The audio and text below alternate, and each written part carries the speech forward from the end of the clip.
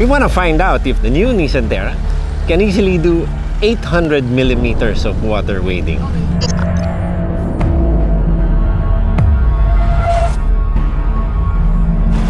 River conditions are very nice except for the current, which is a little strong.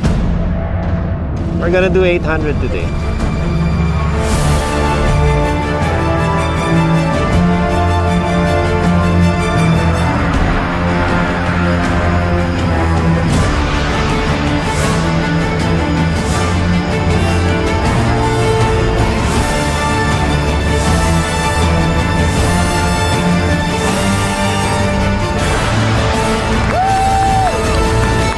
Can the Nissan TERRA drive through 800 millimeters of water?